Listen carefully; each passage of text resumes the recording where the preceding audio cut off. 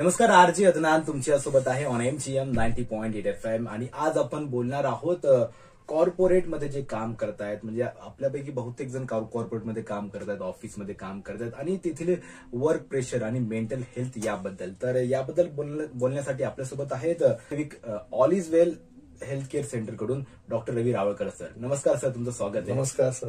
कसे आहात सर तुम्ही? एकदम छान सर. आपण कसे आहात? मी पण एकदम छान सर.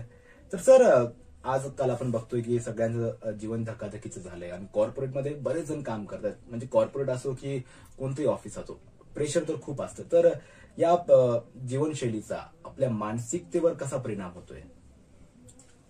कॉर्पोरेट युगामध्ये आता जो फ्लो आहे सगळं कॉम्पिटिशन झालेलं आहे. सर्वकडे कॉम्पिटिशन झाल्यामुळे त्याचा नुसता मानसिक आरोग्यावर संबंध येत नाही, त्याचा शारीरिक सुद्धा संबंध येतो, भावनिक सुद्धा संबंध येतो. पूर्ण शेड्यूल जे आहे 24 आवर्समध्ये कंपन्या काम करतात आणि वेगवेगळ्या शिफ्टमध्ये व्यक्ती काम करताना त्याचं मानसिक संतुलन, भावनिक आणि शारीरिक निसर्गासोबत ठेवताना त्याला भरपूर प्रकारचे चॅलेंज येतात. कारण नाईट शिफ्टमध्ये त्याला डेला झोपणं गरजेचं आहे आणि त्याला डेची ड्युटी असताना नाईटमध्ये तर नॅचरल तो झोपणार आहे. पण हे सगळं त्याचं जे सायकल चेंज होतं त्याच्यामुळे त्याच्या आरोग्यावरती त्याचा भरपूर प्रमाणात परिणाम होतो. तिथल्या वेळा पाळणे, त्याच्यानंतर त्याचे स्किल डेव्हलप करणे, त्याला रिझल्ट त्या प्रकारचे देणे, त्याच्यानंतर वेळोवेळी त्याच्या सुट्ट्या वगैरे ऍडजस्ट करणे, त्याच्या घरची परिस्थिती पण मॅनेज करणे, पर्सनल लाईफ पण मॅनेज करणे, सोशल लाईफ पण मॅनेज करणे आणि सगळं करत असताना त्याला त्याची ड्युटीमध्ये त्याचा परफॉर्मन्स सुद्धा देणं आहे. कारण त्याला पुढचं जे टार्गेट असतं त्याला प्रमोशनचं पण असतं. ओके. आणि बऱ्याच वेळेस काय होतं, मोस्ट ऑफ द केसेस की त्याला बऱ्याचशा त्याच्या पर्सनल प्रॉब्लेम शेअर करता येत नाही मॅनेजमेंट सोबत, HR डिपार्टमेंट सोबत सुद्धा. आणि मग ओव्हर टाइम जर वगैरे अजून ड्युटी वगैरे लागू झाली, तो मानसिक त्रास हा प्लस होऊन जातो पुन्हा. वर्क फ्रॉम होम आणि वर्क फ्रॉम ऑफिस या दोन्ही प्रकारच्या कामकाजातून येणाऱ्या मानसिक त्रासामध्ये काय फरक जाणवतो? वर्क फ्रॉम होम आणि वर्क फ्रॉम ऑफिस दोन्ही संकल्पना ऐकायला खूप छान वाटतात ऍक्च्युअली, पण जो प्रॅक्टिकली फील्डवरती ऑन ड्युटी काम करतो त्याला ते चॅलेंज सगळे फेस करावं लागतात. वर्क फ्रॉम होम मध्ये फक्त बेनिफिट एवढंच आहे की त्याचा प्रवास वाचला, त्याचं जाणं येणं, त्याचं ट्रॅफिक आणि त्याचं जे समजा ड्युरेशन पिरियड आहे तो त्याचा जो म्हणजे एक्झर्शन होणार आहे त्याच्या बॉडीचं, आणि त्या बॉडीमधून जर आता तुम्ही बघता ट्रॅफिक खूप आहे, प्रचंड प्रमाण वाढलेलं आहे, त्याच्यातून ऑटोमॅटिक त्याच्या भावनिक आणि मानसिक व त्याचा परिणाम होतो ऑटोमॅटिक. तर वर्क फ्रॉम होम वाला घरातून बसून काम करताना त्याला टार्गेट राहणार आहे, नो डाऊट. त्याला चॅलेंज तर तिथं पण आहे सगळं, पण किमान तो थोडासा मेंटली फ्री राहू शकतो आणि वर्क फ्रॉम होम मध्ये जास्त पद्धतीने त्याचं परफॉर्मन्स चांगल्या पद्धतीने देऊ शकतो. पण वर्क फ्रॉम ऑफिसमध्ये त्याला सगळं जाणं सुद्धा आहे, म्हणजे ट्रॅव्हलिंग सुद्धा आली आणि तिथं वेळा पण पाळणं आहे. वेळा पाळल्यानंतर त्याला परफॉर्मन्स पण देणं आहे, सगळा रिझल्ट पण आले पाहिजे. म्हणजे त्याला चॅलेंजिंग वर्क फ्रॉम होम पेक्षा वर्क फ्रॉम ऑफिसवाल्याला जास्त आहे. म्हणजे तिथलं वातावरण, तिथलं सगळं काम, सगळ्या गोष्टी त्याला लाईव्ह मध्ये करणं आहे, प्रॅक्टिकलमध्ये. लाईव्ह तो वर्क फ्रॉम होम मध्ये पण आहे, पण कमीत कमी तो खाऊन पिऊन ते काम करू शकतो. काय त्याला तिथं वेळेची मर्यादा नाही एवढं, म्हणजे तो मध्ये ब्रेक घेऊ शकतो बऱ्याचशा प्रमाणामध्ये. तो त्याच्या हातात तो वेळ आहे, कसा टाइम सेव्ह करायचा आहे. पण सर, आता इतके सर्व कंपनीज आहेत, नॅशनल इंटरनॅशनल कंपनीज आहेत, पण एम्प्लॉईजना तर फ्रस्ट्रेट होतात, डिप्रेस होतात, प्रेशर हँडल करता येत नाही. तर कंपन्यांनी काय करायला पाहिजे आपल्या एम्प्लॉईजची मेंटल हेल्थ ठीक करण्यासाठी? शारीरिक, मानसिक, भावनिक त्रासातून व्यक्ती जाणारच आहे, नो डाऊट. काय पण कंपन्यांनी यांच्यासाठी वेगवेगळे उपक्रम राबवले. उपक्रम म्हणजे समजा आता बाहेर समजा आपण गव्हर्नमेंटचं इंडियन गव्हर्नमेंटचं जर घेतलं तर 5 days वर्किंग आहे सेंट्रल गव्हर्नमेंटला. नॅशनल गव्हर्नमेंटला अजून लागू केलेलं नाही, पण हा गव्हर्नमेंटचा रूल झाला फक्त गव्हर्नमेंट ड्युटीसाठी. पण प्रायव्हेटमध्ये पण बऱ्याचशा कंपनी, तुम्ही जर MIDC बघितलं, आपल्या औरंगाबाद छत्रपती संभाजीनगरची म्हणजे चर्चा करतोय मी, कंपन्यांचा जो अभ्यास आहे, बऱ्याच कंपन्यांनी 5 days वर्किंग केलं आहे. आणि 5 days वर्किंग मध्ये फायदा काय होणार, जर कंपन्यांनी हा सपोर्ट केला तर 2 days जे म्हणजे वर्कर्स आहेत यांना फॅमिलीला वेळ देता येईल, स्ट्रेस त्यांचा कमी होईल आणि बऱ्याच प्रमाणामध्ये ते खुश राहतील. तर नक्कीच ते 5 days मध्ये त्यांची विल पॉवर, इम्युनिटी पॉवर वाढलेली असणार आणि जास्त प्रमाणात त्यांचं काम चांगलं होणार. त्याच्या व्यतिरिक्त कंपन्यांनी 5 days वर्किंग मध्ये सुद्धा एखादा दिवस नाही एव्हरी वीक पॉसिबल तर once in a month, okay, याच्यामध्ये किंवा ट्वाईस इन अ मंथ, जसं पॉसिबल आहे ज्या कंपन्यांच्या मॅनेजमेंटनुसार तिथल्या वर्क प्रोफाईलनुसार त्यांनी वेगवेगळे उपक्रम पण राबवायला पाहिजे, की त्यांना एखादा काहीतरी इंडोर काहीतरी हॉबीजचा वगैरे क्रिएट. इंडोर बऱ्याचशा लोकांमध्ये इंडोर आउटडोर हॉबीज असतात. इंडोरमध्ये काय काय आहे तर ऍक्टिव्हिटी घ्यायला पाहिजे, थोडंसं गेट टुगेदर घ्यायला पाहिजे, किंवा एखादा टूर काढला वन्स इन मध्ये एंड ऑफ द मंथ, किंवा एखादा चांगला परफॉर्मन्स झालेला आहे त्या कर्मचाऱ्यांनाही सगळ्याला पॉसिबल, कारण बजेटचा इश्यू असतो. पण काही क्वालिटी पीपल आहेत त्यांना सरप्राईज मध्ये बोनस म्हणा, तो दिवाळीचा तर तो कॉमन आहे, तो काही विशेष नाही, तो सगळ्यालाच मिळतो पिऊन टू बॉस. ओके. पण बाकीच्या वेळेमध्ये पण जो एखादा व्यक्ती समजा चांगलं काम करतो, परफॉर्मन्स चांगला करतो, त्याला एक सरप्राईज मध्ये काही गिफ्ट दिलं नाही, तुम्ही पैसेच द्या असं काही नाही, तुम्ही वेगवेगळ्या स्वरूपात त्यांना सरप्राईज गिफ्ट द्या, त्यांचं कौतुक करा. त्यांच्यामध्ये काय काय ऍक्टिव्हिटी आहे त्यांच्यामध्ये ते तुम्ही वेगवेगळे कार्यक्रम पण घेऊ शकता. एखादा टूर काढल्यानंतर सुद्धा तुम्ही त्याच्यामध्ये विशिष्ट लोकांनाच ते पॅकेज द्या, त्यांना बघून बाकीच्यांना इन्स्पिरेशन होईल अजून काय, यार यांना भेटलं नेक्स्ट टाइम मला भेटलं पाहिजे. त्यांच्यामध्ये तुम्ही कॉम्पिटिशन ठेवा ना, त्याच्यामधून कंपनीचा बल्कमध्ये जो म्हणजे इन्कम होईल ते निश्चित एक चांगल्या प्रमाणात होईल. पर्सनल लाईफ आणि प्रोफेशनल लाईफ हे कशी बॅलन्स ठेवायला पाहिजे जेणेकरून मेंटल प्रेशर कमी होईल?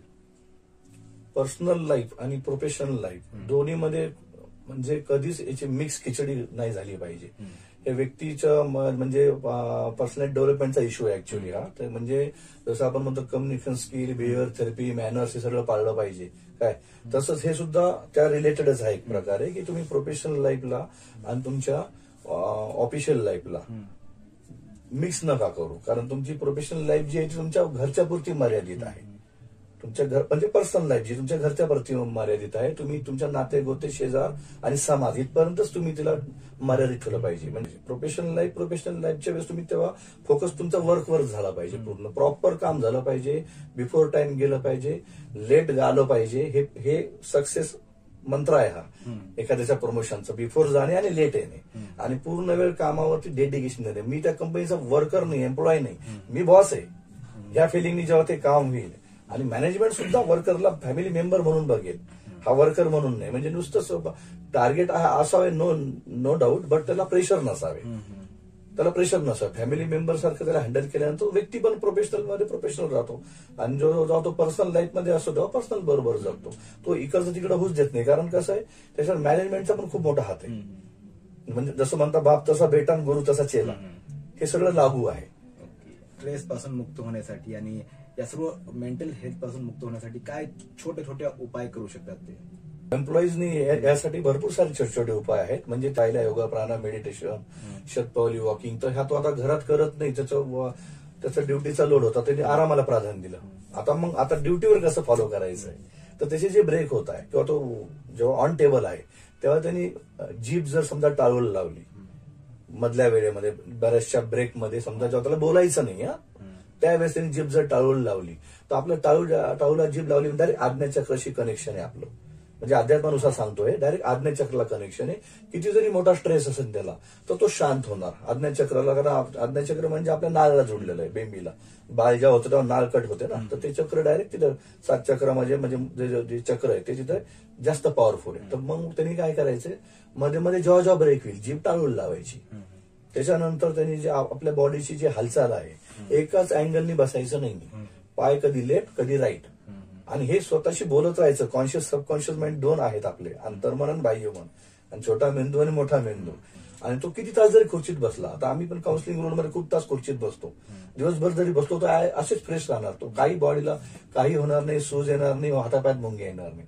मग त्यावेळेस पाय हलवत राहायचे. मध्ये मध्ये वॉशरूमला जो ब्रेक आहे त्यावेळेस थोडेसे 10-20 पावलं चालणं होऊन जातं. लंच ब्रेकमध्ये जो ब्रेक होतो समजा त्यावेळेस पण शतपावली करून घ्यायची.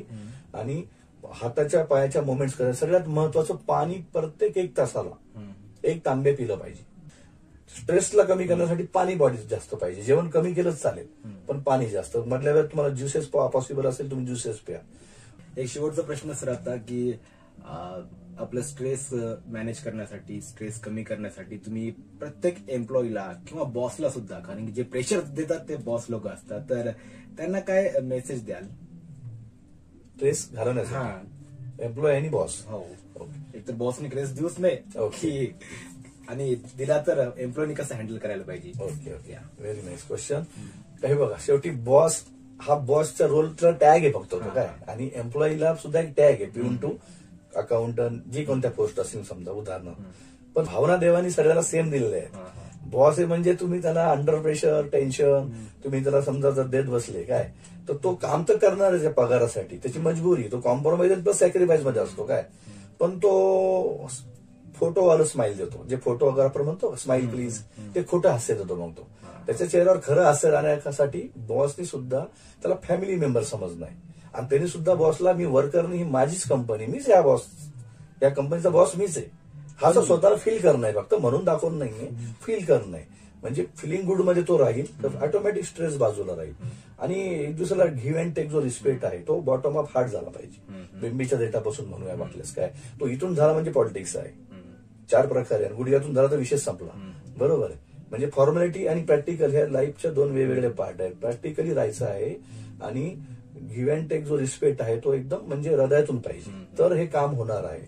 आणि टाइम मॅनेजमेंट पाळणं सगळ्यात मेन काय माहितीये का, बॉसला तुमच्यावर डाऊट येईल असं कार्य करूच नका ना. तुम्ही डेडिकेटेड राहतो, तो तुम्हाला त्याचं मानधन देतोय ना, तुमच्या त्या मेहनतचं मूल्य तुम्हाला जर भेटतंय, तर तुम्ही काम असं करा की कॅमेऱ्यातच तुम्ही दिसताय म्हणून का बरं करताय. तुम्ही ज्या ठिकाणी कॅमेरा तिथं पण डेडिकेशन द्यायला, शेवटी वरतून देव तो बघतोय ना, एक युनिव्हर्स, एक पंचमहाभूत, काही तर मानणारा एक व्यक्ती असतो वेगळ्या धर्म जातीनुसार, कोणीतरी एक शक्ती भक्ती आहे तुम्हाला. तुम्ही तुमचं काम कार्य असं करा की तुम्हाला असं बसल्या बसल्या झोप आली पाहिजे, तुम्हाला गोळ्या घेऊन झोपायची गरज नाही पडली पाहिजे.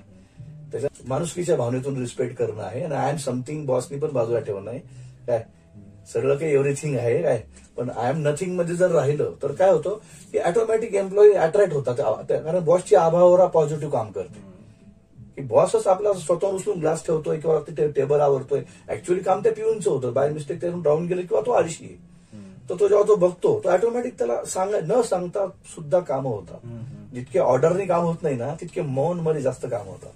स्माइली फेस खूप काही करून जातो, चेहरा बोलतो, डोळे बोलतात, असंच नाही म्हटलेलं आहे. पण असे बॉस पण भेटणं खूप मुश्किल आहे जरा आजच्या काळात. नशिबाचा भाग आहे, योग लागतात. बॉस म्हणजे कसं एक असं राक्षसासारखा चेहरा वाढतो. आता मी जे काही बोलतोय सध्या कसं आहे, ऑफिसला जायचा टाइम होतोय लोकांचा, सकाळची वेळ, त्यांना पण त्यांचा बॉसचा चेहरा आठवला असेल आणि ते विचार करत असेल की यार माझा बॉस असा बिलकुल नाहीये. खैर तुम्हारे खत में हमारा सलाम, मतलब हम सब ना तो एक ही दुःख की सवारी है यार. खैर जाऊन द्या. So thank you so much sir, thanks a lot. खूप छान वाटलं आज तुमच्यासोबत बोलून. आणि सो मच. वर्क प्रेशर कशा प्रकारे हँडल करायला पाहिजे याबद्दल खूप सविस्तर माहिती आम्ही जाणून घेतली. आय होप की याचा नक्कीच आपल्या लिस्नर्सला फायदा होईल आणि ते